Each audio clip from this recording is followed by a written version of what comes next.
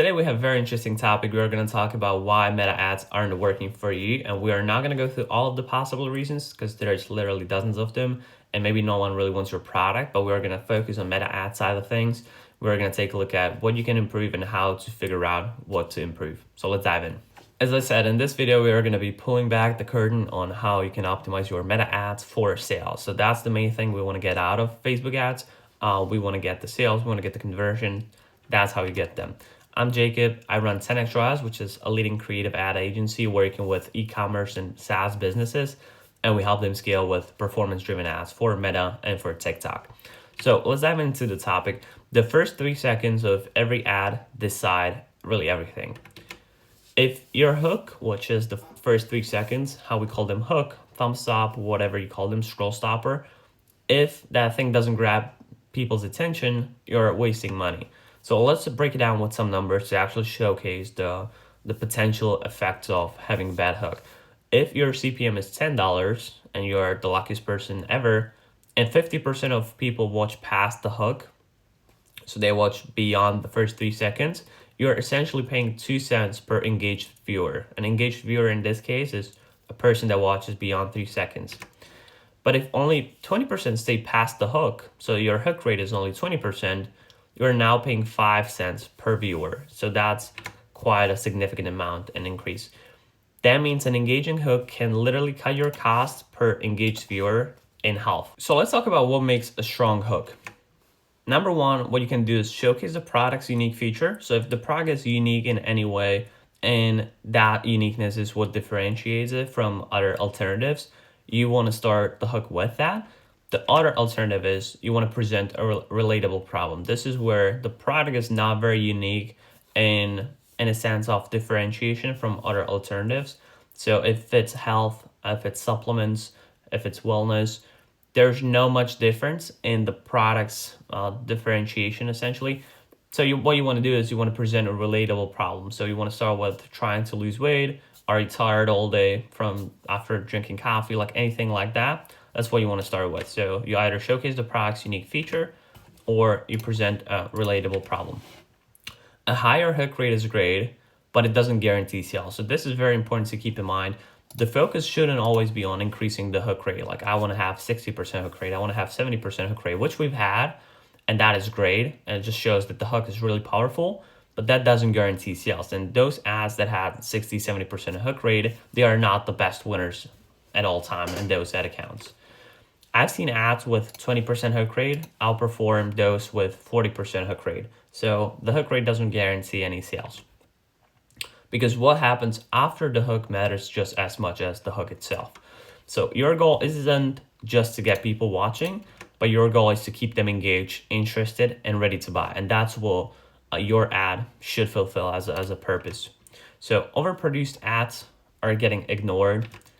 Raw, authentic content, that is what resonates best with the consumers nowadays, and that's really where the magic happens. So I'm not saying never have overproduced ads, but if you're a smaller brand, it's not worth your money. If you're a larger brand, you can experiment with it, but there's other kind of priorities from the overproduced ad rather than just performance in meta ad. So people trust people, use real customer testimonials, behind the scenes clips, UGC, that's very well performing. You can, if you are a founder who's the face of the brand, what you can also do is just have the founder story ad where you speak on camera, explain how you founded the brand, explain the thinking behind the products, and people will get the trust. People will like you as the founder. They'll like the brand. Make them feel something. So show relatable struggles, how your product solves them. Genuine over perfect. A quick selfie video testimonial can outperform a studio ad. We've seen it many, many times where the selfie video with the creator that we filmed outperform really the studio ads that other agencies tested in the ad accounts. And winning ads, this is important to keep in mind, aren't born, but they are tested. So you don't just find a winning ad out of nowhere. They are usually tested. And sometimes it will happen that you test something completely different and it's going to be a winner. But very often is like understanding what the concepts are performing, what things I'm mentioning, what angles I'm mentioning that are performing well, and then experimenting with different concepts within those angles is how you get the winning ads. So what you can do is you can test different hooks, narratives, call to actions, track both profitability and retention metrics. So profitability, that can be CPA, cost per acquisition, cost per purchase, ROAS, or conversion rate. On retention side, you want to track hook rate, which is how many people or the percentage of people who watched at least the first 3 seconds of the video. Hold rate is the percentage of people who've had a through play, which through play is they watch 15 seconds of the video. And then you want to have view through for 25, 50, 75, 100%. Then look at the comments, because your audience will very often tell you what they love and hate for free. So you can only look at the comments and get a really good audience research and insights. What you want to do is you want to use data, no guesswork, and that's how you create ads that just don't get views, but they get sales. And that's how you can optimize the ads. Look at the metrics, test new concepts, play with what I've shared. And if you've hooked them, kept them engaged, now what? So the last part of the ad is you need a call to action, CTA, that drives action. So clarity is key. Tell viewers exactly what to do. So tell them exactly what they need to do if you want them to complete the sale. So like the next steps, it is best to create some urgency. So limited stock available, offer ends soon. Don't use the same wording. Like, this is not supposed to be part of the script. I'm just explaining here. If you have limited stock available, you want to go like order now before it runs out. Offer ends soon. Don't miss out, because it's going to be $50 more expensive if you purchase next week. For example, that's how you want to add it in naturally into your scripts. Make the benefit clear. So join 10,000 plus happy customers, get results in just 7 days. Just make it very clear what is the benefit they are going to get.